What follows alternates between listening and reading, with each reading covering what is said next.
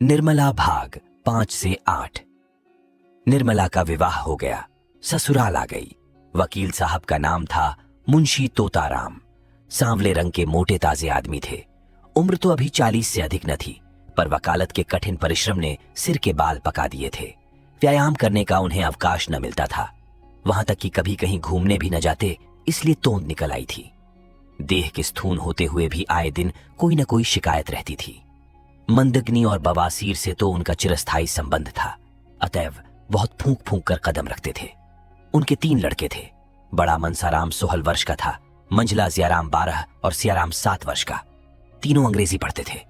घर में वकील साहब की विधवा बहन के सिवा और कोई औरत न थी, वही घर की मालकिन थी। उनका नाम था रुक्मिणी और अवस्था 50 के ऊपर थी। ससुराल में कोई न था, स्थायी रीति से यहीं रहती थी। तोताराम दंपति विज्ञान में कुशल थे। निर्मला के प्रसन्न रखने के लिए उनमें जो स्वाभाविक कमी थी, उसे वह उपहारों से पूरी करना चाहते थे। यद्यपि वह बहु ही मितव्ययी पुरुष थे, पर निर्मला के लिए कोई न कोई तोहफा रोज लाया करते। मौके पर धन की परवाह न करते थे। लड़के के लिए थोड़ा दूध आता था, पर निर्मला के लिए मेवे, मुरब्बे, मिठाइयां, किसी चीज की कमी न थी। अपनी जिंदगी में कभी सैर तमाशे देखने न गए थे, पर अब छुट्टियों में निर्मला को सिनेमा, सर्कस, एटर दिखाने ले जाते थे। अपने बहुमूल्य समय का थोड़ा सा हिस्सा उसके साथ बैठकर ग्रामोफोन बजाने में व्यतीत किया करते थे। लेकिन निर्मला को न जाने क्यों तोताराम के पास बैठने और हंसने बोलने में संकोच होता था। इसका कदाचित यह कारण था कि अब तक ऐसा ही एक आदमी उसका पिता था, जिसके सामने वह सिर झुकाकर देह चुराकर निकलती थी। अब उनकी अवस्था का एक आदमी उसका पति था। वह उसे प्रेम की वस्तु नहीं, सम्मान की वस्तु समझती थी। उनसे भागती फिरती, उनको देखते ही उसकी प्रफुल्लता पलायन कर जाती थी। वकील साहब को दंपत्ति विज्ञान न सिखाया था कि युवती के सामने खूब प्रेम की बातें करनी चाहिए, दिल निकाल कर रख देना चाहिए। यही उसके वशीकरण का मुख्य मंत्र है। इसीलिए वकील साहब अपने प्रेम प्रदर्शन में कोई कसर न रखते थे। लेकिन निर्मला को इन बातों से घृणा होती थी। वही बातें जिन्हें किसी युवक के मुख से सुनकर उनका हृदय प्रेम से उन्मत्त हो जाता, वकील साहब के मुंह से निकलकर उसके हृदय पर शर के समान आघात करती थी। उनमें रस न था, उल्लास न था, उन्माद न था, हृदय न था, केवल बनावट थी। खोखा था और शुष्क, नीरस शब्दाडंबर। उसे इत्र और तेल बुरा न लगता, सैर तमाशे बुरे न लगते, बनाव सिंगार भी बुरा न लगता था। बुरा लगता था तो केवल तोताराम के पास बैठना। वह अपना रूप और यौवन उन्हें न दिखाना चाहती थी, क्योंकि वहां देखने वाली आंखें न थीं। वह उन्हें इन रसों का आस्वादन लेने योग्य न समझती थी। कली प्रभात समीर ही के स्पर्श से खिलती है, दोनों में समान सारस्य है। निर्मला के लिए वह प्रभात समीर कहां था। पहला महीना गुजरते ही तोताराम ने निर्मला को अपना खजांची बना लिया। कचहरी से आकर दिन भर की कमाई उसे दे देते। उनका ख्याल था कि निर्मला इन रुपयों को देखकर फूली न समाएगी। निर्मला बड़े शौक से इस पद का काम अंजाम देती। एक एक पैसे का हिसाब लिखती। अगर कभी रुपये कम मिलते तो पूछती, आज कम क्यों है। गृहस्थी के संबंध में उनसे खूब बातें करती। इन्हीं बातों के लायक वह उनको समझती थी। ज्यों ही कोई विनोद की बात उनके मुंह से निकल जाती, उसका मुख लिन हो जाता था। निर्मला जब वस्त्राभूषणों से अलंकृत होकर आईने के सामने खड़ी होती और उसमें अपने सौंदर्य की सुषमापूर्ण आभा देखती, तो उसका हृदय एक सतृष्ण कामना से तड़प उठता था। उस वक्त उसके हृदय में एक ज्वाला सी उठती। मन में आता, इस घर में आग लगा दूं। अपनी माता पर क्रोध आता, पर सबसे अधिक क्रोध बेचारे निरपराध तोताराम पर आता। वह सदैव इस ताप से जला करती। बांका सवार लद्रदू टट्टू पर सवार होना कब पसंद करेगा, चाहे उसे पैदल ही क्यों न चलना पड़े। निर्मला की दशा उसी बांके सवार की सी थी। वह उस पर सवार होकर उड़ना चाहती थी, उस उल्लासमयी विद्युत गति का आनंद उठाना चाहती थी। टट्टू के हिनहिनाने और कनौतियां खड़ी करने से क्या आशा होती। संभव था कि बच्चों के साथ हंसने खेलने से वह अपनी दशा को थोड़ी देर के लिए भूल जाती, कुछ मनहरा हो जाता। लेकिन रुक्मिणी देवी लड़कों को उसके पास फटकने तक न देती, मानो वह कोई पिशाचिनी है जो उन्हें निगल जाएगी। रुक्मिणी देवी का स्वभाव सारे संसार से निराला था। यह पता लगाना कठिन था कि वह किस बात से खुश होती थी और किस बात से नाराज। एक बार जिस बात से खुश हो जाती थी, दूसरी बार उसी बात से जल जाती थी। अगर निर्मला अपने कमरे में बैठी रहती तो कहती कि न जाने कहां की मनहूसिन है। अगर वह कोठे पर चढ़ जाती या महरियों से बातें करती तो छाती पीटने लगती, न लाज है न शर्म, निगोड़ी ने हया भून खाई। अब क्या कुछ दिनों में बाजार में नाचेगी। जब से वकील साहब ने निर्मला के हाथ में रुपये पैसे देने शुरू किए, रुक्मिणी उसकी आलोचना करने पर आरूढ़ हो गई। उन्हें मालूम होता था कि अब प्रलय होने में बहुत थोड़ी कसर रह गई है। लड़कों को बार बार पैसों की जरूरत पड़ती। जब तक खुद स्वामिनी थीं, उन्हें बहला दिया करती थीं, अब सीधे निर्मला के पास भेज देती। निर्मला को लड़कों के चटोरापन अच्छा न लगता था। कभी कभी पैसे देने से इनकार कर देती। रुक्मिणी को अपने वागबाण सर करने का अवसर मिल जाता। अब तो मालकिन हुई है, लड़के काहे को जिएंगे। बिना मां के बच्चे को कौन पूछे।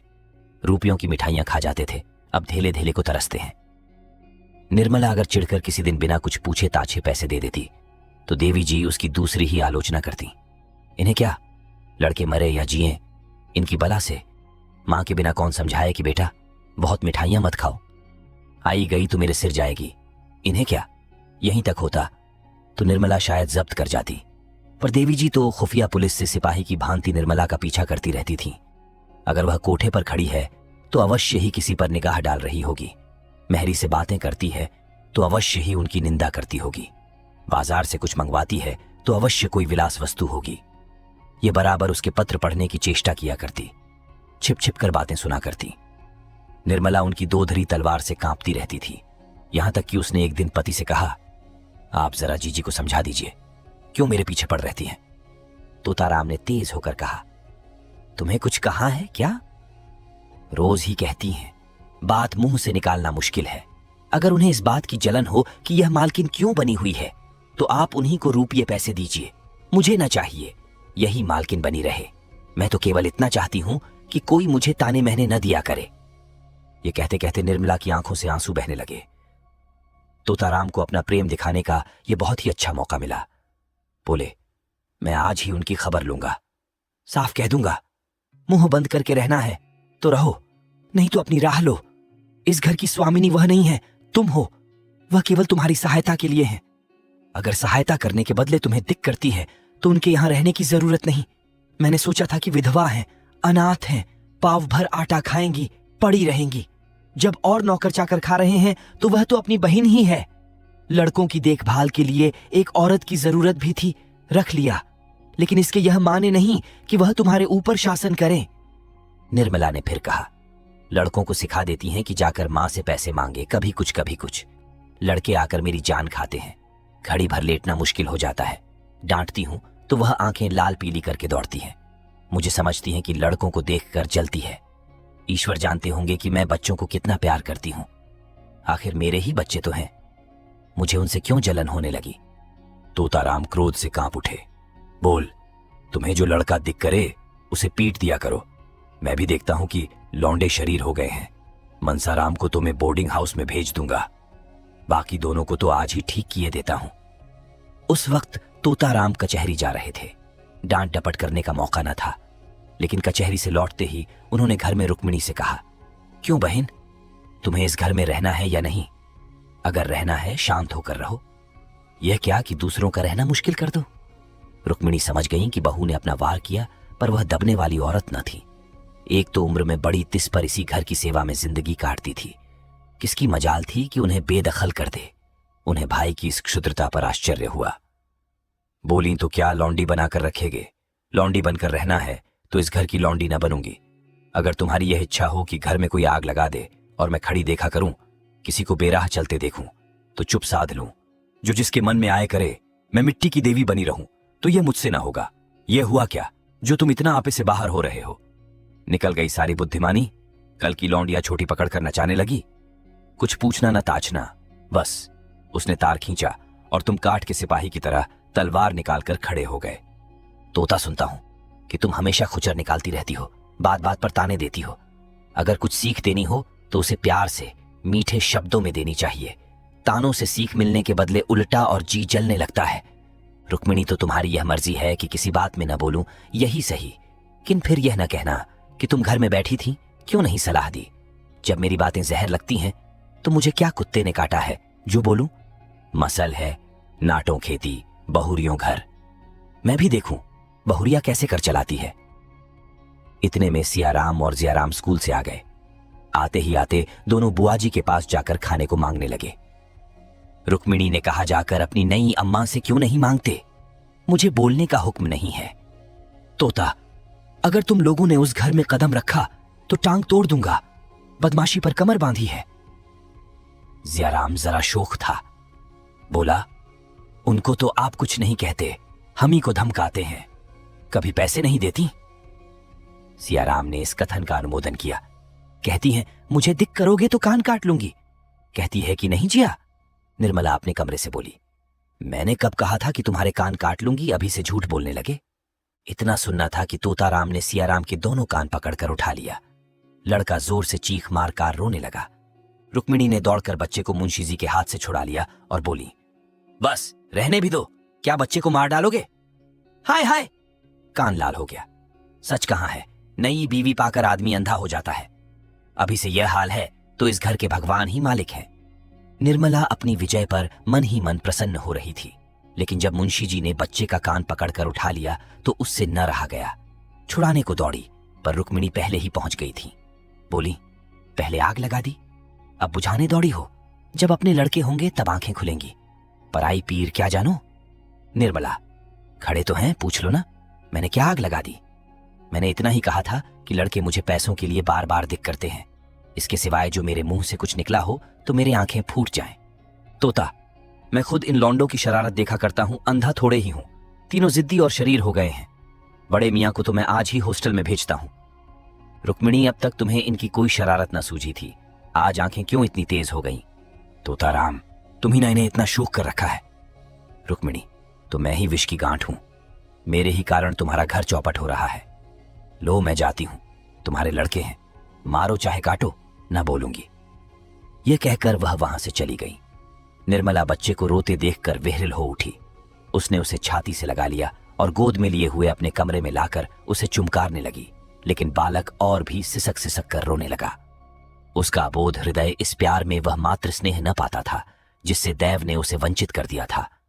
यह वात्सल्य न था, केवल दया थी। यह वह वस्तु थी जिस पर उसका कोई अधिकार न था, जो केवल भिक्षा के रूप में उसे दी जा रही थी। पिता ने पहले भी 2-1 बार मारा था जब उसकी मां जीवित थी, लेकिन तब उसकी मां उसे छाती से लगाकर रोती न थी। वह प्रसन्न होकर उससे बोलना छोड़ देती, यहां तक कि वह स्वयं थोड़ी ही देर के बाद कुछ भूलकर फिर माता के पास दौड़ा जाता था। शरारत के लिए सजा पाना तो उसकी समझ में आता था, लेकिन मार खाने पार चुमकारा जाना उसकी समझ में न आता था। मातृ प्रेम में कठोरता होती थी, लेकिन मृदुलता से मिली हुई। इस प्रेम में करुणा थी, पर वह कठोरता न थी जो आत्मीयता का गुप्त संदेश है। स्वस्थ अंग की परवाह कौन करता है, लेकिन वही अंग जब किसी वेदना से टपकने लगता है तो उसे ठेस और धक्के से बचाने का यत्न किया जाता है।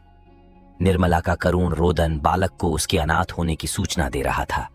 वह बड़ी देर तक निर्मला की गोद में बैठा रोता रहा और रोते रोते सो गया। निर्मला ने उसे चारपाई पर सुलाना चाहा तो बालक ने सुषुप्तावस्था में अपनी दोनों कोमल बाहें उसकी गर्दन में डाल दी और ऐसा चिपट गया मानो नीचे कोई गढ़ा हो। शंका और भय से उसका मुख विकृत हो गया। निर्मला ने फिर बालक को गोद में उठा लिया, चारपाई पर न सुला सकी। इस समय बालक को गोद में लिए हुए उसे वह तुष्टि हो रही थी जो अब तक कभी न हुई थी। आज पहली बार उसे आत्मवेदना हुई, जिसके न आंख नहीं खुलती, अपना कर्तव्य मार्ग नहीं समझता। वह मार्ग अब दिखाई देने लगा। उस दिन अपने प्रगाढ़ प्रणय का सबल प्रमाण देने के बाद मुंशी तोताराम को आशा हुई थी कि निर्मला के मर्म स्थल पर मेरा सिक्का जम जाएगा, लेकिन उनकी यह आशा लेश मात्र भी पूरी न हुई, बल्कि पहले तो वह कभी कभी उनसे हंसकर बोला भी करती थी। अब बच्चों ही के लालन पालन में व्यस्त रहने लगी। जब घर आते बच्चों को उसके पास बैठे पाते, कभी देखते कि उन्हें ला रही है, कभी कपड़े पहना रही है, कभी कोई खेल खेला रही है और कभी कोई कहानी कह रही है। निर्मला का त्रिषित हृदय प्रणय की ओर से निराश होकर इस अवलंब ही को गनीमत समझने लगा। बच्चों के साथ हंसने बोलने में उसकी मात्र कल्पना तृप्त होती थी। पति के साथ हंसने बोलने में उसे जो संकोच, जो अरुचि तथा जो अनिच्छा होती थी, यहां तक कि वह उठकर भाग जाना चाहती, उसके बदले बालकों के सच्चे सरल स्नेह से चित्त प्रसन्न हो जाता था। पहले मनसाराम उसके पास आते हुए झिझकता था, लेकिन मानसिक विकास में 5 साल छोटा। हॉकी और फुटबॉल ही उसका संसार, उसकी कल्पनाओं का मुक्त क्षेत्र तथा उसकी कामनाओं का हरा भरा बाग था। इकहरे बदन का छरहरा, सुंदर, हंसमुख, लज्जशील बालक था, जिसका घर से केवल भोजन का नाता था। बाकी सारे दिन न जाने कहां घूमा करता। निर्मला उसके मुंह से खेल की बातें सुनकर थोड़ी देर के लिए अपनी चिंताओं को भूल जाती और चाहती थी एक बार फिर वही दिन आ जाते जब वह गुड़िया खेलती और उसके ब्याह रचाया करती थी, और जिसे अभी थोड़े बहुत ही थोड़े दिन गुजरे थे। मुंशी तोताराम अन्य एकांत सेवी मनुष्यों की भांति विषयी जीव थे। कुछ दिनों तो वह निर्मला को सैर तमाशे दिखाते रहे, लेकिन जब देखा कि इसका कुछ फल नहीं होता तो फिर एकांत सेवन करने लगे। दिन भर के कठिन मासिक परिश्रम के बाद उनका चित्त आमोद प्रमोद के लिए लालयित हो जाता, लेकिन जब अपनी विनोद वाटिका में प्रवेश करते और उसके फूलों को मुरझाया, पौधों को सूखा और क्यारियों से धूल उड़ती हुई देखते तो उनका जी चाहता, क्यों न इस वाटिका को उजाड़ दूं। निर्मला उनसे क्यों विरक्त रहती है, इसका रहस्य उनकी समझ में न आता था। दंपति शास्त्र के सारे मंत्रों की परीक्षा कर चुके, पर मनोरथ पूरा न हुआ। अब क्या करना चाहिए, यह उनकी समझ में न आता था। एक दिन वह इसी चिंता में बैठे हुए थे कि उनके सहपाठी मित्र नयन सुखराम आकर बैठ गए और सलाम वलाम के बाद मुस्कुराकर बोले, आजकल तो खूब गहरी छंती होगी, नई बीवी का आलिंगन करके जवानी का मजा आ जाता होगा। बड़े भाग्यवान हो भाई, रूठी हुई जवानी को मनाने का इससे अच्छा कोई उपाय नहीं कि नया विवाह हो जाए। यहां तो जिंदगी बवाल हो रही है। पत्नी जी इस बुरी तरह चिमटी हैं कि किसी तरह पिंड ही नहीं छोड़ती। मैं तो दूसरी शादी की फिक्र में हूं, कहीं डॉल हो तो ठीक ठाक कर दो। दस्तूरी में एक दिन तुम्हें उसके हाथ के बने हुए पान खिला देंगे। तोताराम ने गंभीर भाव से कहा, कहीं ऐसी हिमाकत न कर बैठना, नहीं तो पछताओगे। लौंडियां तो लौंडों से ही खुश रहती हैं, हम तुम अब उस काम के नहीं रहे। सच कहता हूं, मैं तो शादी करके पछता रहा हूं, बुरी बला गले पड़ी। सोचा था 2-4 साल और जिंदगी का मजा उठा लूं, पर उलटी आंतें गले पड़ी। नयन सुख, तुम क्या बातें करते हो? लौड़ियों को पंजों में लाना क्या मुश्किल बात है? जरा सैर तमाशे दिखा दो, उनके रूप रंग की तारीफ कर दो, बस रंग जम गया। तोता यह सब कुछ कर धर के हार गया। नयन, अच्छा कुछ इत्र तेल, फूल पत्ते, चाट वाट का भी मजा छखाया? तोता जी ये सब कर चुका। दंपत्ति शास्त्र के सारे मंत्रों का इम्तिहान ले चुका, सब कोरी गप्पे हैं। नयन, अच्छा तो अब मेरी एक सलाह मानो, जरा अपनी सूरत बनवा लो। आजकल यहाँ एक बिजली के डॉक्टर आए हुए हैं जो बुढ़ापे के सारे निशान मिटा देते हैं। क्या मजाल की चेहरे पर एक झुर्रिया या सिर का बाल पका रह जाए? न जाने क्या जादू कर देते हैं कि आदमी का चोला ही बदल जाता है। तोता, फीस क्या लेते हैं? नयन, फीस तो सुना है शायद 500 रुपए। तोता जी, कोई पाखंडी होगा, बेवकूफों को लूट रहा होगा। कोई रोगन लगाकर 2-4 दिन के लिए जरा चेहरा चिकना कर देता होगा। इश्तहारी डॉक्टरों पर तो अपना विश्वास ही नहीं। 10-5 की बात होती तो कहता जरा दिल लगी ही सही। 500 रुपये बड़ी रकम है। नयन, तुम्हारे लिए 500 रुपये कौन बड़ी बात है? 1 महीने की आमदनी है। मेरे पास तो भाई 500 रुपये होते तो सबसे पहला काम यही करता। जवानी के 1 घंटे की कीमत 500 रुपये से कहीं ज्यादा है। तोता जी, कोई सस्ता नुस्खा बताओ, कोई फकीरी जुड़ी बूटी जो कि बिना हर्र फिटकरी के रंग चीखा हो जाए। बिजली और रेडियम बड़े आदमियों के लिए रहने दो, उन्हीं को मुबारक हो। नयन, तो फिर रंगीलेपन का स्वांग रचो। ये ढीला ढाला कोट फेंको, तंजेब की चुस्त अचकन हो, चुन्नटदार पाजामा, गले में सोने की जंजीर पड़ी हुई, सिर पर जयपुरी साफा बांधा हुआ, आंखों में सुरमा और बालों में हिना का तेल पड़ा हुआ। तोंद का पिचकना भी जरूरी है। तोहरा कमरबंद बांधे, जरा तकलीफ तो होगी, पार अचकन सज उठेगी। खिजाब मैं ला दूंगा। 150 गजलें याद कर लो और मौके मौके से शेर पढ़ी। बातों में रस भरा हो, ऐसा मालूम हो कि तुम्हें दीन और दुनिया की कोई फिक्र नहीं है। बस जो कुछ है प्रियतमा ही है। जवामर्दी और साहस के काम करने का मौका ढूंढते रहो। रात को झूठ मूठ शोर करो चोर चोर और तलवार लेकर अकेले पिल पड़ो। हाँ, जरा मौका देख लेना, ऐसा ना हो कि सचमुच कोई चोर आ जाए और तुम उसके पीछे दौड़ो, नहीं तो सारी कलई खुल जाएगी और मुफ्त के उल्लू बनोगे। उस वक्त तो जवामर्दी इसी में है कि दम साधे खड़े रहो, जिससे वह समझे कि तुम्हें खबर ही नहीं हुई। लेकिन जो ही चोर भाग खड़ा हो, तुम भी उछलकर बाहर निकलो और तलवार लेकर कहां कहते दौड़ो। ज्यादा नहीं, 1 महीना मेरी बातों का इम्तिहान करके देखें। अगर वह तुम्हारी दम न भरने लगे तो जो जुर्माना कहो वह दूं। तोताराम ने उस वक्त तो यह बातें हंसी में उड़ा दी, जैसा कि एक व्यवहार कुशल मनुष्य को करना चाहिए था, लेकिन इसमें की कुछ बातें उसके मन में बैठ गई। उनका असर पड़ने में कोई संदेह न था। धीरे धीरे रंग बदलने लगे, जिसमें लोग खटक न जाएं। पहले बालों से शुरू किया, फिर सुरमे की बारी आई, यहां तक कि 1-2 महीने में उनका कलेवर ही बदल गया। गजलें याद करने का प्रस्ताव तो हास्यास्पद था, लेकिन वीरता की डींग मारने में कोई हानि न थी। उस दिन से वह रोज अपनी जवामर्दी का कोई न कोई प्रसंग अवश्य छेड़ देते।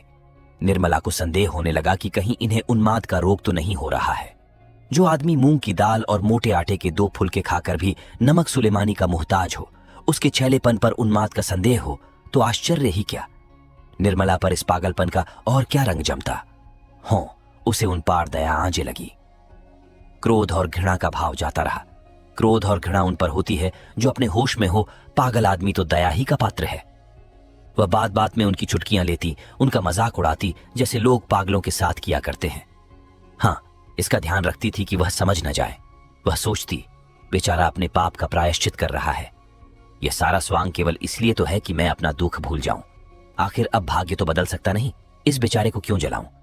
एक दिन रात को 9 बजे तोताराम बांके बने हुए सैर करके लौटे और निर्मला से बोले, आज 3 चोरों से सामना हो गया। जरा शिवपुर की तरफ चला गया था, अंधेरा था ही। जो ही रेल की सड़क के पास पहुंचा तो 3 आदमी तलवार लिए हुए न जाने किधर से निकल पड़े। यकीन मानो, तीनों काले देव थे। मैं बिल्कुल अकेला, पास में सिर्फ यह छड़ी थी। उधर तीनों तलवार बांधे हुए होश उड़ गए। समझ गया कि जिंदगी का यहीं तक साथ था, मगर मैंने भी सोचा, मरता ही हूं तो वीरों की मौत क्यों न मरूं। इतने में एक आदमी ने ललकार कर कहा, रख दे, तेरे पास जो कुछ हो और चुपके से चला जा। मैं छड़ी संभाल कर खड़ा हो गया और बोला, मेरे पास तो सिर्फ यह छड़ी है और इसका मूल्य एक आदमी का सिर है। मेरे मुंह से इतना निकलना था कि तीनों तलवार खींचकर मुझ पर झपट पड़े और मैं उनके वारों को छड़ी पर रोकने लगा। तीनों झल्ला झल्ला कर वार करते थे, खटाके की आवाज होती थी और मैं बिजली की तरह झपटकर उनके तारों को काट देता था। कोई 10 मिनट तक तीनों ने खूब तलवार के जौहर दिखाए, पर मुझ पर रेफ तक न आई। मजबूरी यही थी कि मेरे हाथ में तलवार न थी। यदि कहीं तलवार होती तो एक को जीता न छोड़ता। खैर, कहां तक बयान करूं। उस वक्त मेरे हाथों की सफाई देखने काबिल थी। मुझे खुद आश्चर्य हो रहा था कि यह चपलता मुझ में कहां से आ गई। जब तीनों ने देखा कि यहां दाल नहीं गलने की, तो तलवार म्यान में रख ली और पीठ ठोक कर बोले, जवान, तुम सा वीर आज तक नहीं देखा। हम तीनों 300 पर भारी गांव के गांव ढोल बजाकर लूटते हैं, पर आज तुमने हमें नीचा दिखा दिया। हम तुम्हारा लोहा मान गए। ये कहकर तीनों फिर नजरों से गायब हो गए। निर्मला ने गंभीर भाव से मुस्कुराकर कहा, इस छड़ी पर तो तलवार के बहुत से निशान बने हुए होंगे। मुंशी जी इस शंका के लिए तैयार न थे, पर कोई जवाब देना आवश्यक था। बोले, मैं वारों को बराबर खाली कर देता। 2-4 छोटे छड़ी पर पड़ी भी तो उचटती हुई, जिनसे कोई निशान नहीं पड़ सकता था।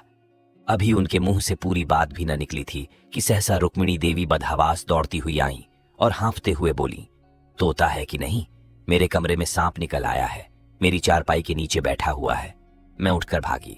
मुआ कोई 2 गज का होगा, फन निकाले फुफकार रहा है, जरा चलो तो डंडा लेते चलना।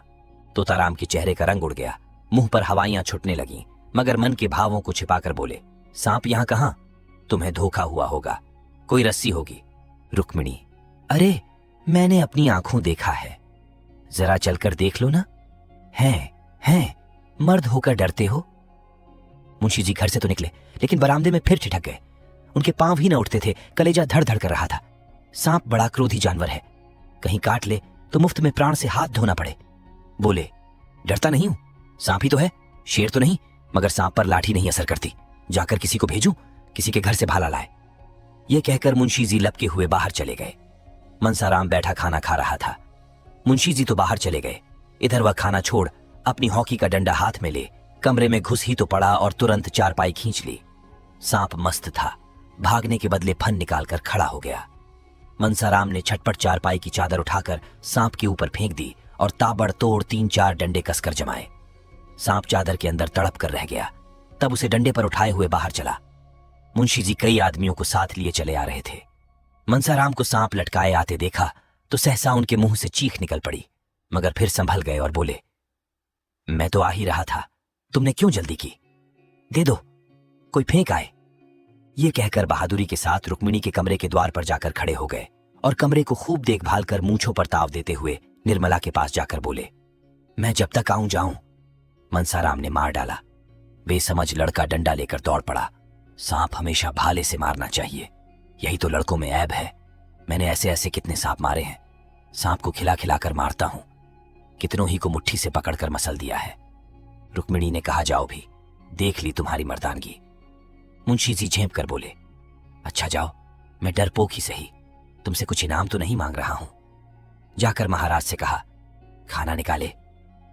मुंशी जी तो भोजन करने गए और निर्मला द्वार की चौखट पर खड़ी सोच रही थी, भगवान, क्या इन्हें सचमुच कोई भीषण रोग हो रहा है? क्या मेरी दशा को और भी दारुण बनाना चाहते हो? मैं इनकी सेवा कर सकती हूं, सम्मान कर सकी हूं, अपना जीवन इनके चरणों पर अर्पण कर सकती हूं, लेकिन वह नहीं कर सकती जो मेरे किए नहीं हो सकता। अवस्था का भेद मिटाना मेरे वश की बात नहीं। आखिर ये मुझसे क्या चाहते हैं? समझ गई। यह बात पहले ही नहीं समझी थी, नहीं तो इनको क्यों इतनी तपस्या करनी पड़ती, क्यों इतने स्वांग भरने पड़ते। उस दिन से निर्मला का रंग ढंग बदलने लगा। उसने अपने को कर्तव्य पर मिटा देने का निश्चय कर दिया। अब तक नैराश्य के संताप में उसने कर्तव्य पर ध्यान ही न दिया था। उसके हृदय में विप्लव की ज्वाला सी दहकती रहती थी, जिसकी असह्य वेदना ने उसे संज्ञाहीन सा कर रखा था। अब उस वेदना का वेग शांत होने लगा। उसे ध्यात हुआ कि मेरे लिए जीवन का कोई आनंद नहीं। उसका स्वप्न देखकर क्यों इस जीवन को नष्ट करूं? संसार में सबके सब प्राणी सुख सेज ही पर तो नहीं सोते। मैं भी उन्हीं अभागों में से हूं। मुझे भी विधाता ने दुख की गठरी ढोने के लिए चुना है। वह बोझ सिर से उतर नहीं सकता। उसे फेंकना भी चाहूं तो नहीं फेंक सकती।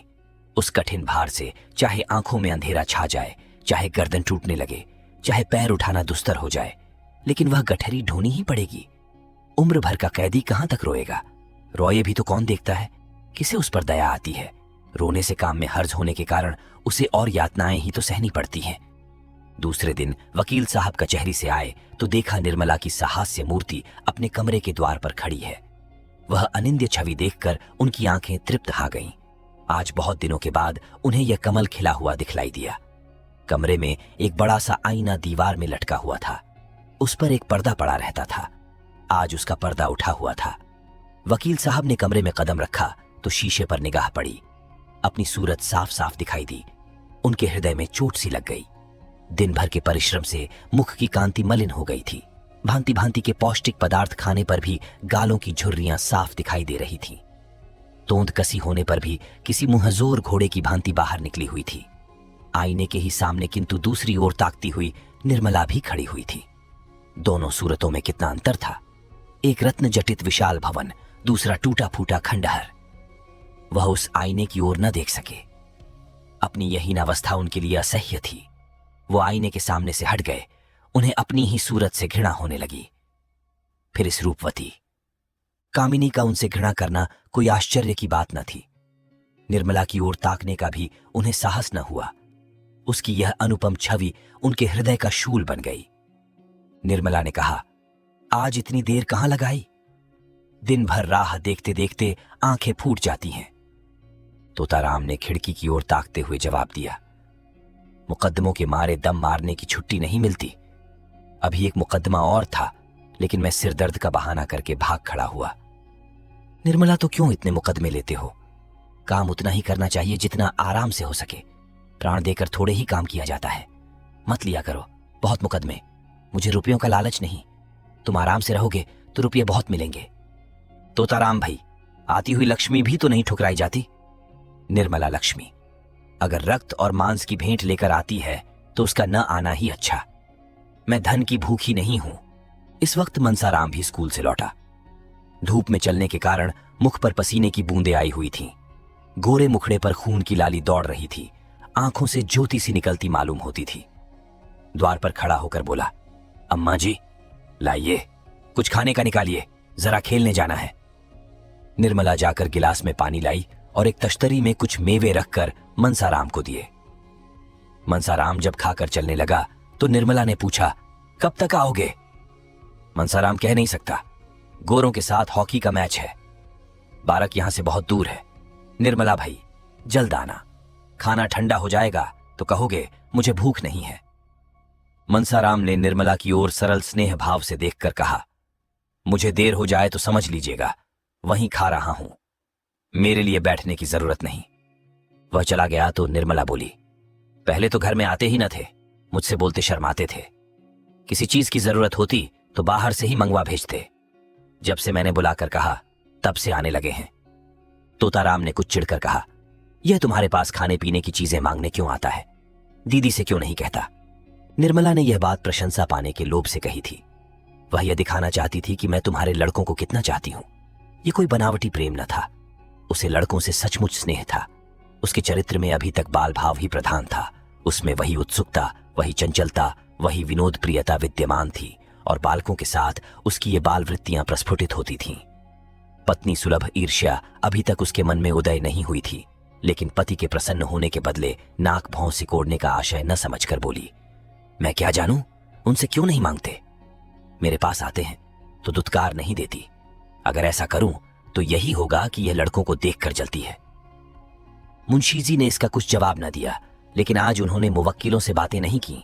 सीधे मनसाराम के पास गए और उसका इम्तिहान लेने लगे। ये जीवन में पहला ही अवसर था कि इन्होंने मनसाराम या किसी लड़के की शिक्षोन्नति के विषय में इतनी दिलचस्पी दिखाई हो। उन्हें अपने काम से सिर उठाने की फुर्सत ही न मिलती थी। उन्हें इन विषयों को पढ़े हुए 40 वर्ष के लगभग हो गए थे। तब से उनकी ओर आंख तक न उठाई थी। वह कानूनी पुस्तकों और पत्रों के सिवा और कुछ पढ़ते ही न थे। इसका समय ही न मिलता, पर आज उन्हीं विषयों में मनसाराम की परीक्षा लेने लगे। मनसाराम ज़हीन था और इसके साथ ही मेहनती भी था। खेल में भी टीम का कैप्टन होने पर भी वह क्लास में प्रथम रहता था। जिस पाठ को एक बार देख लेता, पत्थर की लकीर हो जाती थी। मुंशी जी को उतावली में ऐसे मार्मिक प्रश्न तो सूझे नहीं, जिनके उत्तर देने में चतुर लड़के को भी कुछ सोचना पड़ता, और ऊपरी प्रश्नों को मनसाराम से चुटकियों में उड़ा दिया। कोई सिपाही अपने शत्रु पर वार खाली जाते देखकर जैसे झल्ला झल्लाकर और भी तेजी से वार करता है, उसी भांति मनसाराम के जवाबों को सुन सुनकर वकील साहब भी झल्लाते थे। वह कोई ऐसा प्रश्न करना चाहते थे जिसका जवाब मनसाराम से न बन पड़े। देखना चाहते थे कि इसका कमजोर पहलू कहां है। यह देखकर अब उन्हें संतोष न हो सकता था कि वह क्या करता है। वह यह देखना चाहते थे कि यह क्या नहीं कर सकता। कोई अभ्यस्त परीक्षक मनसाराम की कमजोरियों को आसानी से दिखा देता, पर वकील साहब अपनी आधी शताब्दी की भूली हुई शिक्षा के आधार पर इतने सफल कैसे होते? अंत में उन्हें अपना गुस्सा उतारने के लिए कोई बहाना न मिला तो बोले, मैं देखता हूं तुम सारे दिन इधर उधर मटर गश्ती किया करते हो। मैं तुम्हारे चरित्र को तुम्हारी बुद्धि से बढ़कर समझता हूं, और तुम्हारा यूं आवारा घूमना मुझे कभी गवारा नहीं हो सकता। मनसाराम ने निर्भीकता से कहा, मैं शाम को 1 घंटा खेलने के लिए जाने के सिवा दिन भर कहीं नहीं जाता। आप अम्मा या बुआ जी से पूछ लें, मुझे खुद इस तरह घूमना पसंद नहीं। हाँ, खेलने के लिए हेडमास्टर साहब से आग्रह करके बुलाते हैं तो मजबूरन जाना पड़ता है। अगर आपको मेरा खेलने जाना पसंद नहीं है तो कल से ना जाऊंगा। मुंशी जी ने देखा कि बातें दूसरी ही रुख पर जा रही हैं, तो तीव्र स्वर में बोले, मुझे इस बात का इत्मीनान क्यों कर हो कि खेलने के सिवा कहीं नहीं घूमने जाते? मैं बराबर शिकायतें सुनता हूं। मनसाराम ने उत्तेजित होकर कहा, किन महाशय ने आपसे यह शिकायत की है? जरा मैं भी तो सुनूं। वकील कोई हो, इससे तुमसे कोई मतलब नहीं। तुम्हें इतना विश्वास होना चाहिए कि मैं झूठा आक्षेप नहीं करता। मनसाराम, अगर मेरे सामने कोई आकर कह दे कि मैंने इन्हें कहीं घूमते देखा है तो मुंह न दिखाऊं। वकील, किसी को ऐसी क्या गरज पड़ी है कि तुम्हारी मुंह पर तुम्हारी शिकायत करे और तुमसे बैर मोल ले? तुम अपने 2-4 साथियों को लेकर उसके घर की खपरैल फोड़ते फिरो। मुझसे इस किस्म की शिकायत एक आदमी ने नहीं, कई आदमियों ने की है, और कोई वजह नहीं है कि मैं अपने दोस्तों की बात पर विश्वास न करूं। मैं चाहता हूं कि तुम स्कूल ही में रहा करो। मनसाराम ने मुंह गिराकर कहा, मुझे वहां रहने में कोई आपत्ति नहीं है, जब से कहिए चला जाऊं। वकील, तुमने मुंह क्यों लटका लिया? क्या वहां रहना अच्छा नहीं लगता? ऐसा मालूम होता है मानो वहां जाने के भय से तुम्हारी नानी मरी जा रही है। आखिर बात क्या है? वहां तुम्हें क्या तकलीफ होगी? मनसाराम छात्रालय में रहने के लिए उत्सुक नहीं था, लेकिन जब मुंशी जी ने यही बात कह दी और इसका कारण पूछा, सो वह अपनी जेंप मिटाने के लिए प्रसन्नचित्त होकर बोला, मुंह क्यों लटकाऊं? मेरे लिए जैसे बोर्डिंग हाउस, तकलीफ भी कोई नहीं, और हो भी तो उसे सह सकता हूं। मैं कल से चला जाऊंगा। हाँ, अगर जगह न खाली हुई तो मजबूरी है।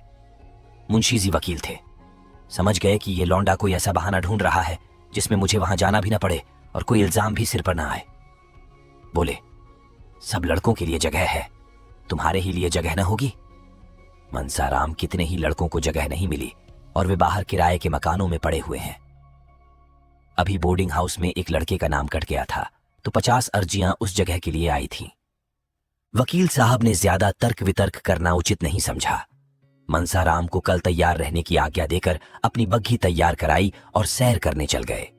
इधर कुछ दिनों से वह शाम को प्राय सैर करने चले जाया करते थे। किसी अनुभवी प्राणी ने बतलाया था कि दीर्घ जीवन के लिए इससे बढ़कर कोई मंत्र नहीं है। उनके जाने के बाद मनसाराम आकर रुक्मिणी से बोला, बुआ जी, बाबूजी ने मुझे कल से स्कूल में रहने को कहा है। रुक्मिणी ने विस्मित होकर पूछा, क्यों? मनसाराम, मैं क्या जानूं। कहने लगे कि तुम यहां आवारों की तरह इधर उधर फिरा करते हो। रुक्मिणी, तूने कहा नहीं कि मैं कहीं नहीं जाता। मनसाराम, कहा क्यों नहीं, मगर वह जब माने भी। रुक्मिणी, तुम्हारी नई अम्मा जी की कृपा होगी और क्या। मनसाराम, नहीं बुआ जी, मुझे उन पर संदेह नहीं है। वह बेचारी भूल से कभी कुछ नहीं कहती। कोई चीज मांगने जाता हूं तो तुरंत उठाकर दे देती है। रुक्मिणी, तू ये त्रिया चरित्र क्या जाने, ये उन्हीं की लगाई हुई आग है। देख, मैं जाकर पूछती हूं। रुक्मिणी झल्लाई हुई निर्मला के पास जा पहुंची। उसे आड़े हाथों लेने का, कांटों में घसीटने का, तानों से छेदने का, रुलाने का सुअवसर वह हाथ से न जाने देती थी। निर्मला उनका आदर करती थी, उनसे दबती थी, उनकी बातों का जवाब तक न देती थी। वह चाहती थी कि यह सिखावन की बातें कहे, जहां मैं भूलूं वहां सुधारे, सब कामों की देख रेख करती रहे, पर रुक्मिणी उससे तनी ही रहती थी। निर्मला चारपाई से उठकर बोली, आइए दीदी, बैठिए। रुक्मिणी ने खड़े खड़े कहा, मैं पूछती हूं, क्या तुम सबको घर से निकालकर अकेले ही रहना चाहती हो? निर्मला ने कातर भाव से कहा, क्या हुआ दीदी जी? मैंने तो किसी से कुछ नहीं कहा। रुक्मिणी, मनसाराम को घर से निकाले देती हो, तिस पर कहती हो मैंने तो किसी से कुछ नहीं कहा। क्या तुमसे इतना भी देखा नहीं जाता? निर्मला दीदी जी, तुम्हारे चरणों को छूकर कहती हूं, मुझे कुछ नहीं मालूम। मेरी आंखें फूट जाएं अगर उसके विषय में मुंह तक खोला हो। रुक्मिणी, क्यों व्यर्थ कस्में खाती हो? अब तक तोताराम कभी लड़के से नहीं बोलते थे। एक हफ्ते के लिए मनसाराम ननिहाल चला गया था तो इतने घबराए कि खुद जाकर लिवा लाए। अब इसी मनसाराम को घर से निकालकर स्कूल में रखे देते हैं। अगर लड़के का बाल भी बांका हुआ तो तुम जानोगी। वह कभी बाहर नहीं रहा, उसे न खाने की सुध रहती है, न पहनने की। जहां बैठता वहीं सो जाता है। कहने को तो जवान हो गया, पर स्वभाव बालकों सा है। स्कूल में उसकी मरण हो जाएगी। वहां किसे फिक्र है कि इसने खोया या नहीं, कहां कपड़े उतारे, कहां सो रहा है। जब घर में कोई पूछने वाला नहीं तो बाहर कौन पूछेगा? मैंने तुम्हें चेता दिया, आगे तुम जानो, तुम्हारा काम जाने। यह कहकर रुक्मिणी वहां से चली गई। वकील साहब सैर करके लौटे तो निर्मला ने तुरंत यह विषय छेड़ दिया। मनसाराम से वह आजकल थोड़ी अंग्रेजी पढ़ती थी। उसके चले जाने पर फिर उसके पढ़ने का हरज न होगा, दूसरा कौन पढ़ाएगा? वकील साहब को अब तक यह बात न मालूम थी। निर्मला ने सोचा था कि जब कुछ अभ्यास हो जाएगा तो वकील साहब को एक दिन अंग्रेजी में बातें करके चकित कर दूंगी। कुछ थोड़ा सा ज्ञान तो उसे अपने भाइयों से ही हो गया था। अब वह नियमित रूप से पढ़ रही थी। वकील साहब की छाती पर सांप सा लौट गया। त्योरियां बदलकर बोले, वे कब से पढ़ा रहा है तुम्हें? मुझसे तुमने कभी नहीं कहा। निर्मला ने उनका यह रूप केवल एक बार देखा था, जब उन्होंने सियाराम को मारते मारते बेदम कर दिया था। वही रूप और भी विकराल बनकर आज उसे फिर दिखाई दिया। सहमति हुई, बोली, उनके पढ़ने में तो इससे कोई हरज नहीं होता। मैं उसी वक्त उनसे पढ़ती हूं जब उन्हें फुर्सत रहती है। पूछ लेती हूं कि तुम्हारा हरज होता हो तो जाओ। बहुधा जब वह खेलने जाने लगते हैं तो 10 मिनट के लिए रोक लेती हूं। मैं खुद चाहती हूं कि उनका नुकसान न हो। बात कुछ न थी, मगर वकील साहब हताश से होकर चारपाई पर गिर पड़े और माथे पर हाथ रखकर चिंता में मग्न हो गए। उन्होंने जितना समझा था, बात उससे कहीं अधिक बढ़ गई थी। उन्हें अपने ऊपर क्रोध आया कि मैंने पहले ही क्यों न इस लौंडे को बाहर रखने का प्रबंध किया।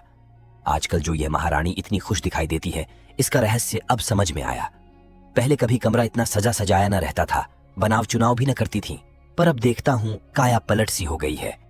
जी में तो आया कि इसी वक्त चलकर मनसाराम को निकाल दें, लेकिन प्रौढ़ बुद्धि ने समझाया कि इस अवसर पर क्रोध की जरूरत नहीं।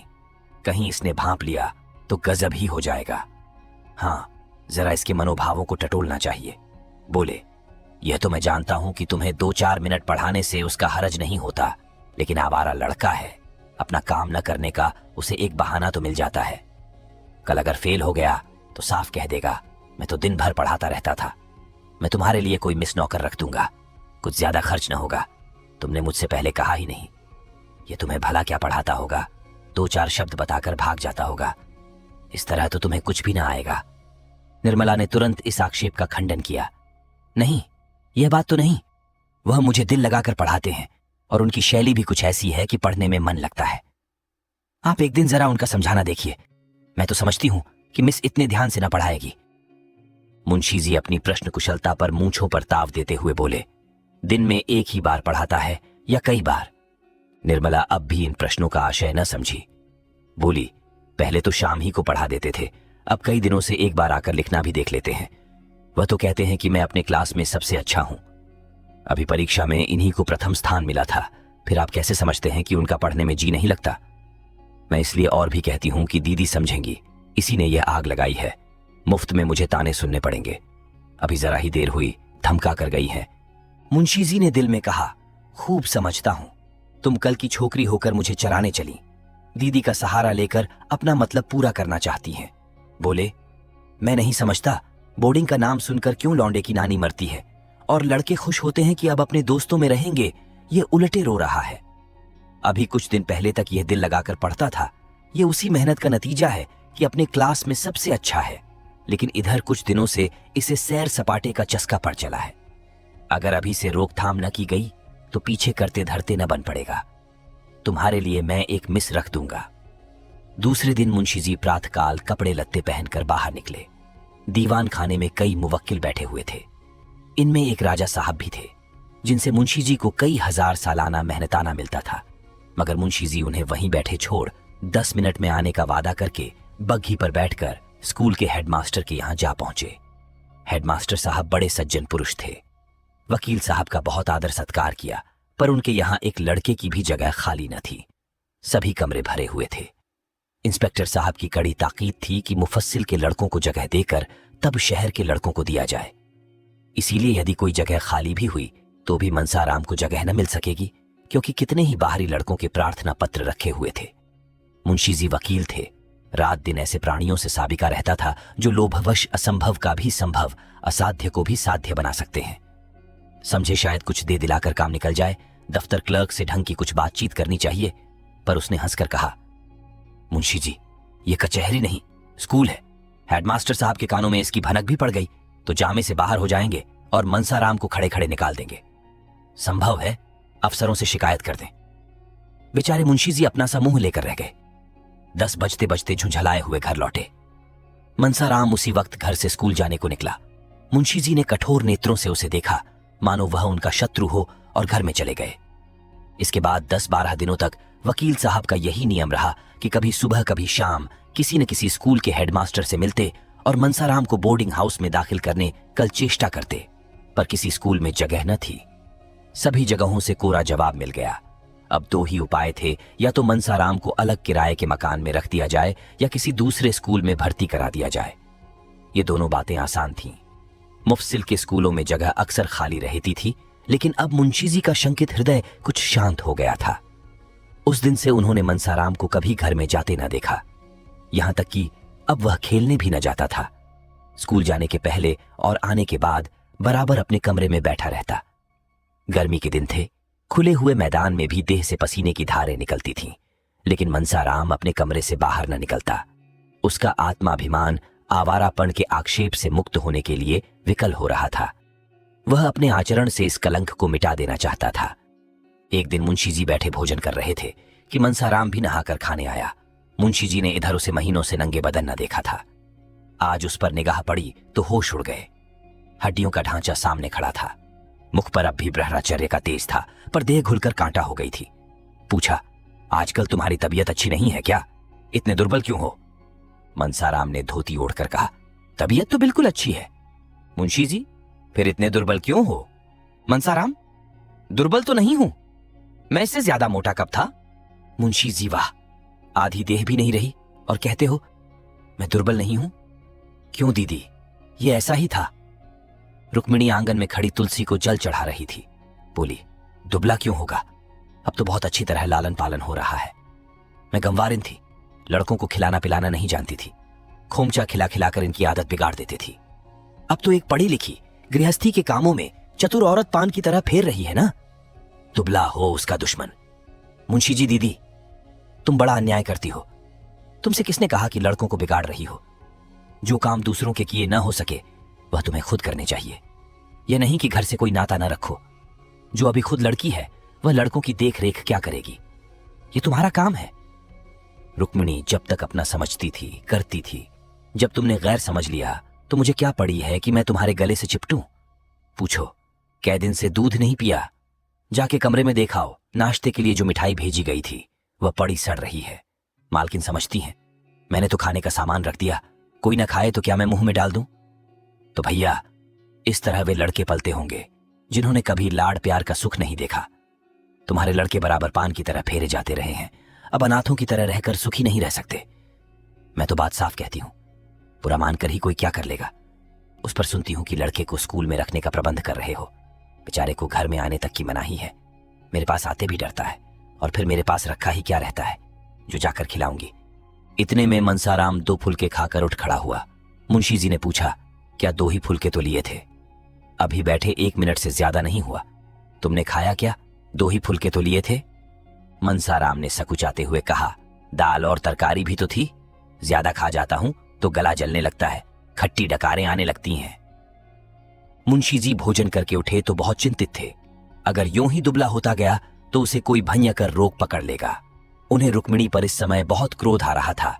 उन्हें यही जलन है कि मैं घर की मालकिन नहीं हूं। ये नहीं समझती कि मुझे घर की मालकिन बनने का क्या अधिकार है। जिसे रुपया का हिसाब तक नहीं आता वह घर की स्वामिनी कैसे हो सकती है?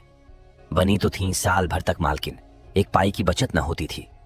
इस आमदनी में रूपकला 200-250 रुपये बचा लेती थी। इनके राज में वही आमदनी खर्च को भी पूरी न पड़ती थी। कोई बात नहीं, लाड़ प्यार ने इन लड़कों को चौपट कर दिया। इतने बड़े बड़े लड़कों को इसकी क्या जरूरत कि जब कोई खिलाए तो खाएं। इन्हें तो खुद अपनी फिक्र करनी चाहिए। मुंशी जी दिन भर उसी उधेड़ बुन में पड़े रहे। 2-4 मित्रों से भी जिक्र किया। लोगों ने कहा, उसके खेल कूद में बाधा न डालिए, अभी से उसे कैद न कीजिए।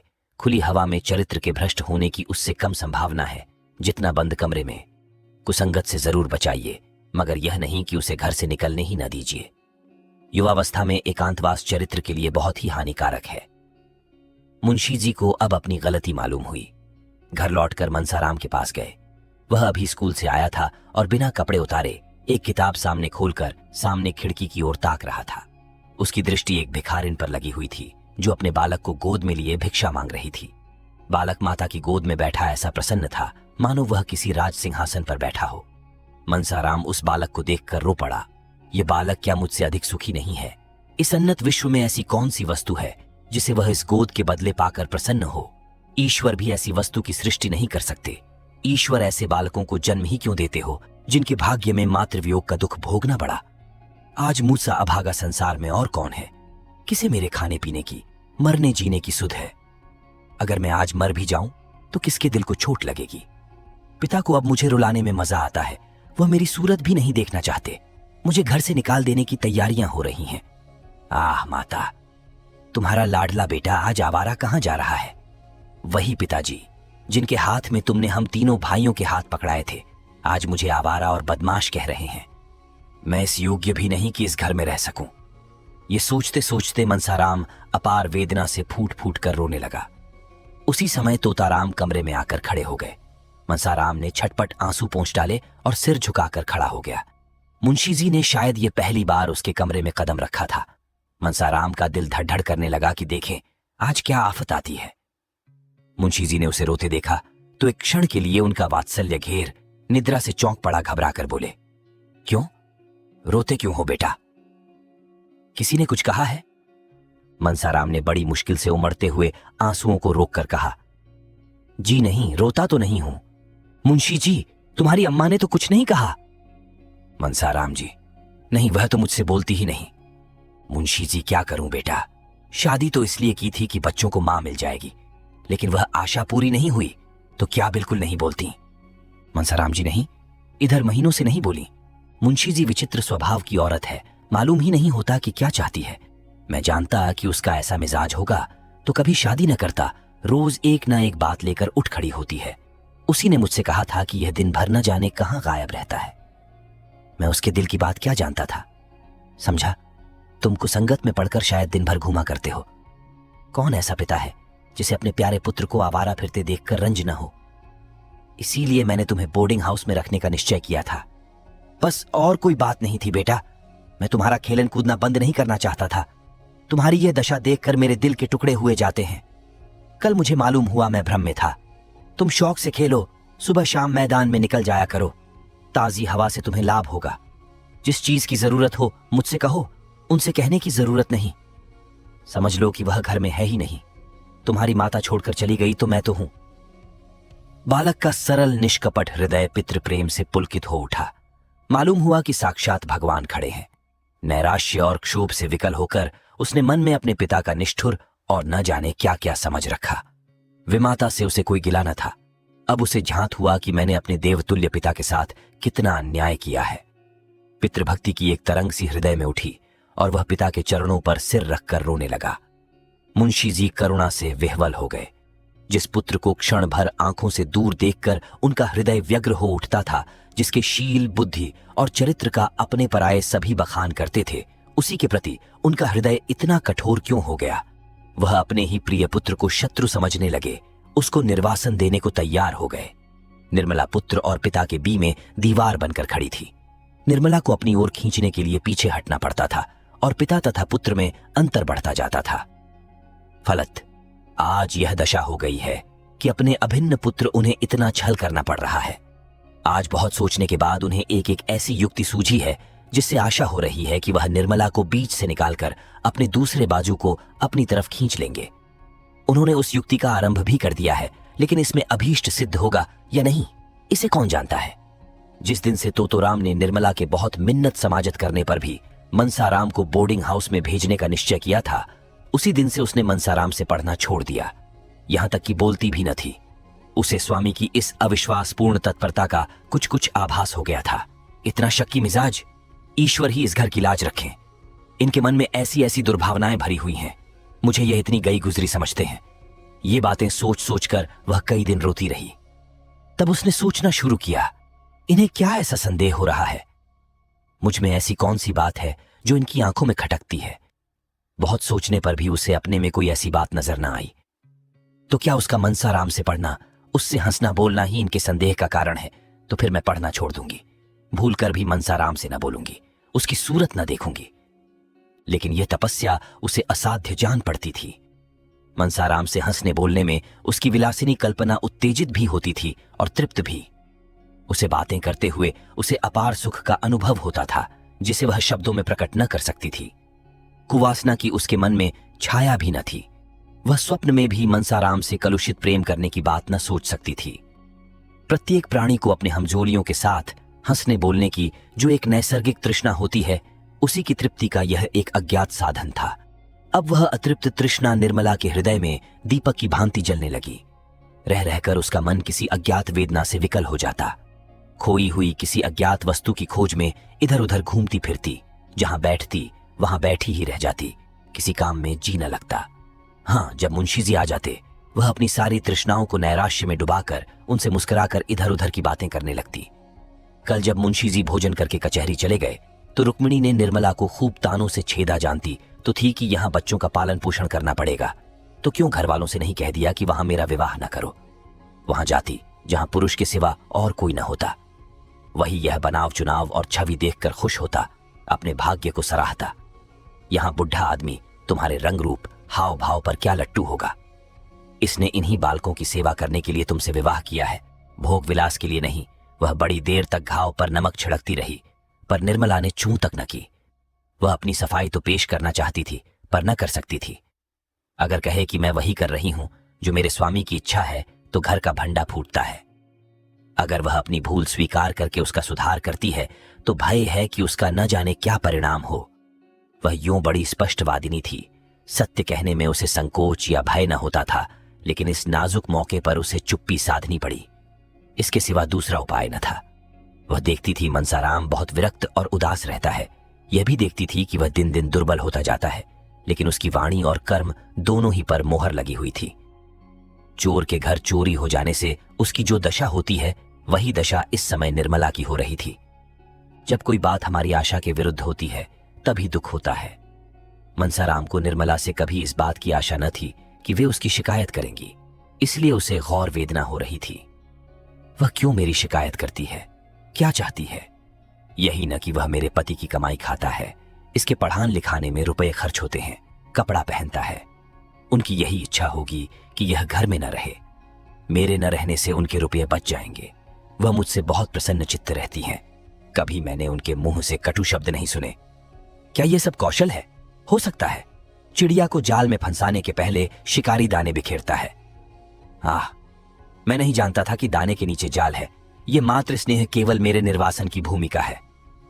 अच्छा, मेरा यहां रहना क्यों बुरा लगता है? जो उनका पति है, क्या वह मेरा पिता नहीं है? क्या पिता पुत्र का संबंध स्त्री पुरुष के संबंध से कुछ कम घनिष्ठ है? अगर मुझे उनके संपूर्ण आधिपत्य से ईर्ष्या नहीं होती, वह जो चाहे करे, मैं मुंह नहीं खोल सकता, तो वह मुझे एक अगुल भर भूमि भी देना नहीं चाहती। आप पक्के महल में रहकर क्यों मुझे वृक्ष की छाया में बैठा नहीं देख सकती? हाँ, वह समझती होंगी कि वह बड़ा होकर मेरे पति की संपत्ति का स्वामी हो जाएगा, इसलिए अभी से निकाल देना अच्छा है। उनको कैसे विश्वास दिलाऊं कि मेरी ओर से यह शंका न करें? उन्हें क्यों कर बताऊं कि मनसाराम विष खाकर प्राण दे देगा, इसके पहले कि उनका अहित कर। उसे चाहे कितनी ही कठिनाइयां सहनी पड़े, वह उनके हृदय का शूल न बनेगा। यूं तो पिताजी ने मुझे जन्म दिया है और अब भी मुझ पर उनका स्नेह कम नहीं है, लेकिन क्या मैं इतना भी नहीं जानता कि जिस दिन पिताजी ने उनसे विवाह किया, उसी दिन उन्होंने हमें अपने हृदय से बाहर निकाल दिया। अब हम अनाथों की भांति यहां पड़े रह सकते हैं। इस घर पर हमारा कोई अधिकार नहीं है। कदाचित पूर्व संस्कारों के कारण यहां अन्य अनाथों से हमारी दशा कुछ अच्छी है, पर हैं अनाथ ही।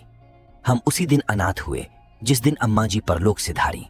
जो कुछ कसर रह गई थी, वह इस विवाह ने पूरी कर दी। मैं तो खुद पहले इनसे विशेष संबंध न रखता था। अगर उन्हीं दिनों पिताजी से मेरी शिकायत की होती, तो शायद मुझे इतना दुख न होता। मैं तो उसे आघात के लिए तैयार बैठा था। संसार में क्या मैं मजदूरी भी नहीं कर सकता? लेकिन बुरे वक्त में इन्होंने चोट की। हिंसक पशु भी आदमी को गाफिल पाकर ही चोट करते हैं। इसीलिए मेरी आवभगत होती थी। खाना खाने के लिए उठने में जरा भी देर हो जाती थी तो बुलावे पर बुलावे आते थे। जलपान के लिए प्रात हलवा बनाया जाता था। बार बार पूछा जाता था, रुपयों की जरूरत तो नहीं है? इसीलिए वह 100 रुपयों की घड़ी मंगवाई थी। मगर क्या इन्हें क्या दूसरी शिकायत न सूझी? जो मुझे आवारा कहा, आखिर उन्होंने मेरी क्या आवारगी देखी? यह कह सकती थीं कि इसका मन पढ़ने लिखने में नहीं लगता, एक न एक चीज के लिए नित्य रुपये मांगता रहता है। यही एक बात उन्हें क्यों सूझी? शायद इसीलिए कि यही सबसे कठोर आघात है जो वह मुझ पर कर सकती है। पहली ही बार इन्होंने मुझे पर अग्निबाण चला दिया, जिससे कहीं शरण नहीं। इसीलिए न कि वह पिता की नजरों से गिर जाए। मुझे बोर्डिंग हाउस में रखने का तो एक बहाना था। उद्देश्य यह था कि इसे दूध की मक्खी की तरह निकाल दिया जाए। 2-4 महीने के बाद खर्च वर्च देना बंद कर दिया जाए, फिर चाहे मरे या जिए। अगर मैं जानता कि यह प्रेरणा इनकी ओर से हुई है, तो कहीं जगह न रहने पर भी जगह निकाल लेता। नौकरों की कोठरियों में तो जगह मिल जाती, बरामदे में पड़े रहने के लिए बहुत जगह मिल जाती। खैर, अब सवेरा है।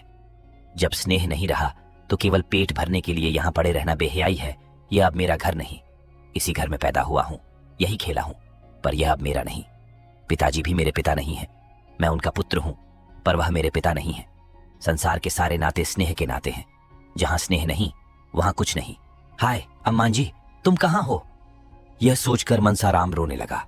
ज्यों ज्यों मातृ स्नेह की पूर्व स्मृतियां जागृत होती थीं, उसके आंसू उमड़ते आते थे। वह कई बार अम्मा अम्मा पुकार उठा, मानो वह खड़ी सुन रही है। मातृहीनता के दुख का आज उसे पहली बार अनुभव हुआ। वह आत्माभिमानी था, साहसी था, पर अब तक सुख की गोद में लालन पालन होने के कारण वह इस समय अपने आप को निराधार समझ रहा था। रात के 10 बज गए थे। मुंशी जी आज कहीं दावत खाने गए हुए थे। 2 बार मेहरी मनसाराम को भोजन करने के लिए बुलाने आ चुकी थी। मनसाराम ने पिछली बार उससे झुंझलाकर कह दिया था, मुझे भूख नहीं है, कुछ न खाऊंगा। बार बार आकर सिर पर सवार हो जाती है।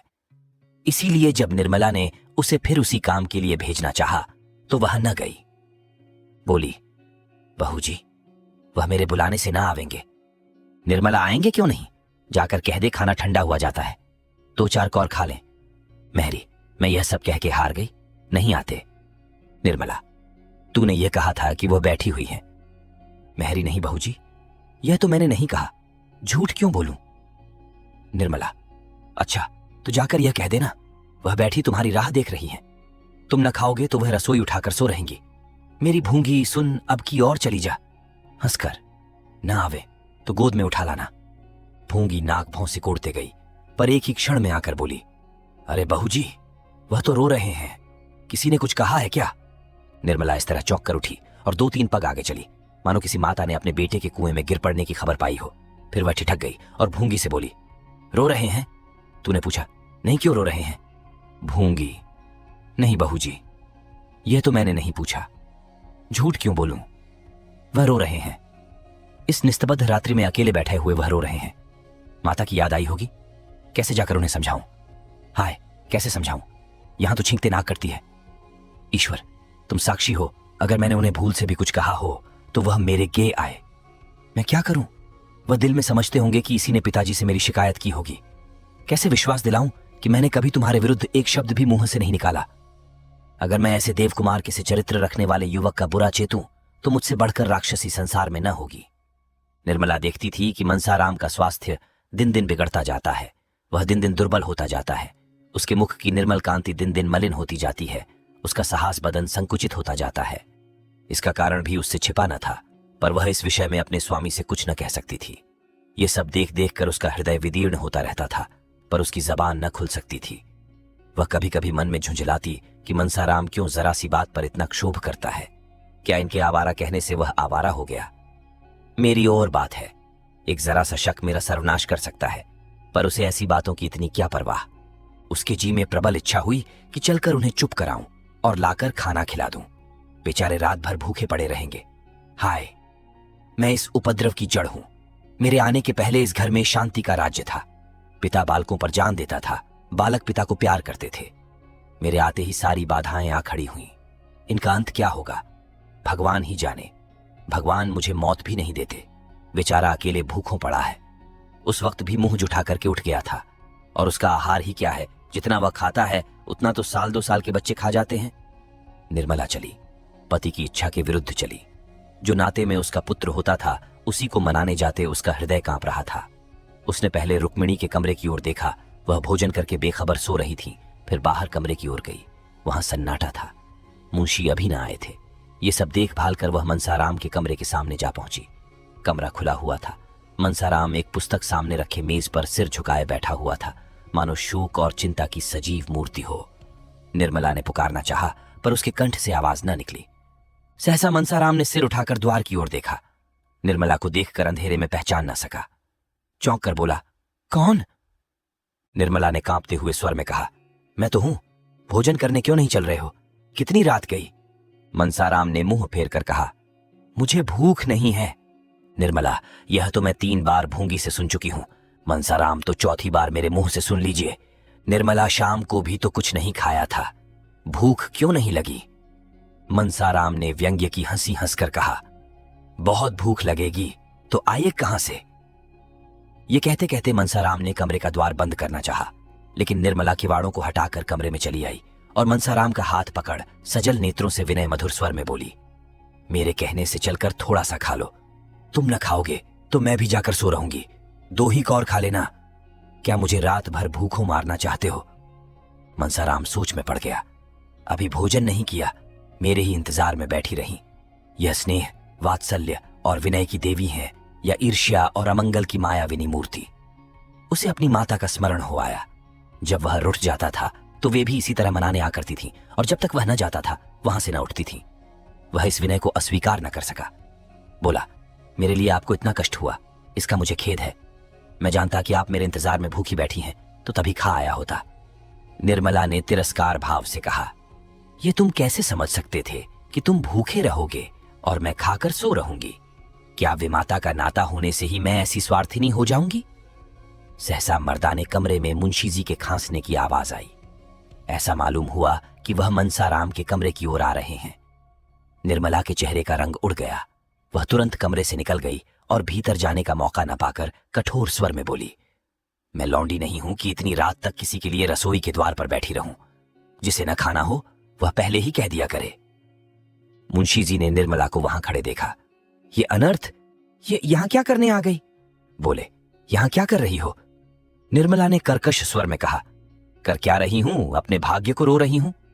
बस सारी बुराइयों की जड़ मैं ही हूं। कोई इधर उठा है, कोई उधर मुंह फुलाए खड़ा है। किस किस को मनाऊं और कहां तक मनाऊं? मुंशी जी कुछ चकित होकर बोले, बात क्या है? निर्मला भोजन करने नहीं जाते और क्या बात है? 10 दफे महरी को भे, आखिर आप दौड़ी आई। इन्हें तो इतना कह देना आसान है, मुझे भूख नहीं है। यहां तो घर भर की लौंडी हूं, सारी दुनिया मुंह में कालिक पोतने को तैयार। किसी को भूख ना हो, पर कहने वालों को यह कहने से कौन रोकेगा कि पिशाचिनी किसी को खाना नहीं देती। मुंशी जी ने मनसाराम से कहा, खाना क्यों नहीं खा लेते जी? जानते हो क्या वक्त है? मनसाराम स्तंभित सा खड़ा था। उसके सामने एक ऐसा रहस्य हो रहा था जिसका मर्म वह कुछ भी न समझ सकता था। जिन नेत्रों में एक क्षण पहले विनय के आंसू भरे हुए थे, उनमें अकस्मात ईर्ष्या की ज्वाला कहां से आ गई? जिन अधरों से एक क्षण पहले सुधा वृष्टि हो रही थी, उनमें से विष प्रवाह क्यों होने लगा? उसी अर्ध चेतना की दशा में बोला, मुझे भूख नहीं है। मुंशी जी ने घुड़क कर कहा, क्यों भूख नहीं है? भूख नहीं थी तो शाम को क्यों ना कहला दिया? तुम्हारी भूख के इंतजार में कौन सारी रात बैठा रहे? तुम्हें पहले तो यह आदत न थी, रुठना कब से सीख लिया? जाकर खा लो। मनसाराम जी नहीं, मुझे जरा भी भूख नहीं है। तोताराम ने दांत पीस कर कहा, अच्छी बात है, जब भूख लगे तब खाना। यह कहते हुए वह अंदर चले गए। निर्मला भी उनके पीछे ही चली गई। मुंशी जी तो लेटने चले गए। उसने जाकर रसोई उठा दी और कुल्लाकर पान खा मुस्कुराती हुई आ पहुंची। मुंशी जी ने पूछा, खाना खा लिया ना? निर्मला क्या करती, किसी के लिए अन्न जल छोड़ दूंगी। मुंशी जी, इसे न जाने क्या हो गया है, कुछ समझ में नहीं आता। दिन दिन घुलता चला जाता है, दिन भर उसी कमरे में पड़ा रहता है। निर्मला कुछ न बोली, वह चिंता के अपार सागर में डुबकियां खा रही थी। मनसाराम ने मेरे भाव परिवर्तन को देखकर दिल में क्या क्या समझा होगा। क्या उसके मन में यह प्रश्न उठा होगा कि पिताजी को देखते ही इसकी त्योरियां क्यों बदल गईं? इसका कारण भी क्या उसकी समझ में आ गया होगा? बेचारा खाने आ रहा था, तब तक ये महाशय न जाने कहां से फट पड़े। इस रहस्य को उसे कैसे समझाऊं? समझाना संभव भी है। मैं किस विपत्ति में फंस गई? सवेरे वह उठकर घर के काम धंधे में लगी। सहसा 9 बजे भूंगी ने आकर कहा, मनसा बाबू तो अपने कागज पत्तर सब इक्के पर लाद रहे हैं। भूंगी, मैंने पूछा तो बोले, अब स्कूल में ही रहूंगा। मनसाराम प्रातःकाल उठकर अपने स्कूल के हेडमास्टर साहब के पास गया था और अपने रहने का प्रबंध कराया था। हेडमास्टर साहब ने पहले तो कहा, यहां जगह नहीं है, तुमसे पहले के कितने ही लड़कों के प्रार्थना पत्र पड़े हुए हैं। लेकिन जब मनसाराम ने कहा, मुझे जगह न मिलेगी तो कदाचित मेरा पढ़ना न हो सके और मैं इम्तिहान में शरीक न हो सकूं, तो हेडमास्टर साहब को हार माननी पड़ी। मनसाराम के प्रथम श्रेणी में पास होने की आशा थी। अध्यापकों को विश्वास था कि वह उस शाला की कीर्ति को उज्जवल करेगा। हेडमास्टर साहब ऐसे लड़कों को कैसे छोड़ सकते थे? उन्होंने अपने दफ्तर का कमरा खाली करा दिया। इसीलिए मनसाराम वहां से आते ही अपना सामान इक्के पर लादने लगा। मुंशी जी ने कहा, अभी ऐसी क्या जल्दी है, 2-4 दिन में चले जाना। मैं चाहता हूं तुम्हारे लिए कोई अच्छा सा रसोइया ठीक कर दूं। मनसाराम वहां का रसोइया बहुत अच्छा भोजन पकाता है। मुंशी जी अपने स्वास्थ्य का ध्यान रखना, ऐसा न हो कि पढ़ने के पीछे स्वास्थ्य खो बैठो। मनसाराम वहां 9 बजे के बाद कोई पढ़ने नहीं पाता और सबको नियम के साथ खेलना पड़ता है। मुंशी जी बिस्तर क्यों छोड़ देते हो? सोओगे किस पर? मनसाराम, कंबल लिए जाता हूं, बिस्तर जरूरत नहीं। मुंशी जी कहा, जब तक तुम्हारा सामान रख रहा है जाकर कुछ खा लो। रात भी तो कुछ नहीं खाया था। मनसाराम, वहीं खा लूंगा। रसोइये से भोजन बनाने को कह आया हूं, यहां खाने लगूंगा तो देर होगी। घर में जियाराम और सियाराम भी भाई के साथ जाने की जिद कर रहे थे। निर्मला उन दोनों के बहला रही थी, बेटा वहां छोटे नहीं रहते, सब काम अपने ही हाथ से करना पड़ता है। एकाएक रुक्मिणी ने आकर कहा, तुम्हारा वज्र का हृदय है महाराण। लड़के ने रात भी कुछ नहीं खाया, इस वक्त भी बिना खाए पिए चला जा रहा है, और तुम लड़कों के लिए बातें कर रही हो। उसको तुम जानती नहीं हो। यह समझ लो कि वह स्कूल नहीं जा रहा है, वनवास ले रहा है, लौटकर फिर ना आएगा। ये उन लड़कों में नहीं है जो खेल में मार भूल जाते हैं। बात उसके दिल पर पत्थर की लकीर हो जाती है। निर्मला ने कातर स्वर में कहा, क्या करूं दीदी जी, वह किसी की सुनते ही नहीं। आप जरा जाकर बुला लें, आपके बुलाने से आ जाएंगे। रुक्मिणी, आखिर हुआ क्या जिस पर भागा जाता है? घर से उसका जी कब उछाटना होता था। उसे तो अपने घर के सिवा और कहीं अच्छा ही न लगता था। तुम्ही ने उसे कुछ कहा होगा या उसकी कुछ शिकायत की होगी। क्यों अपने लिए कांटे बो रही हो? रानी, घर को मिट्टी में मिलाकर चैन से न बैठने पाओगी। निर्मला ने रोकर कहा, मैंने उन्हें कुछ कहा हो तो मेरी जबान कट जाए। हां, सौतेली मां होने के कारण बदनाम तो हूं ही, आपके हाथ जोड़ती हूं, जरा जाकर उन्हें बुला लाइए। रुक्मिणी ने तीव्र स्वर में कहा। तुम क्यों नहीं बुला लाती? क्या छोटी हो जाओगी? अपना होता तो क्या इसी तरह बैठी रहती? निर्मला की दशा उस पंखहीन पक्षी की तरह हो रही थी जो सर्प को अपनी ओर आते देखकर उड़ना चाहता है, पर उड़ नहीं सकता, उछलता है और गिर पड़ता है, पंख फड़फड़ाकर रह जाता है। उसका हृदय अंदर ही अंदर तड़प रहा था, पर बाहर न जा सकती थी। इतने में दोनों लड़के आकर बोले, भैया जी चले गए। निर्मला मूर्तिवत खड़ी रही, मानो संज्ञाहीन हो गई हो। चले गए? घर में आए तक नहीं, मुझसे मिले तक नहीं चले गए। मुझसे इतनी घृणा? मैं उनकी कोई न सही, उनकी बुआ तो थी, उनसे तो मिलने आना चाहिए था। मैं यहां थी ना, अंदर कैसे कदम रखते? मैं देख लेती ना, इसीलिए चले गए। आप सुन रहे थे मुंशी प्रेमचंद की लिखी उपन्यास निर्मला, भाग 5 से 8। हिट योर टारगेट, संघर्ष सफलता का।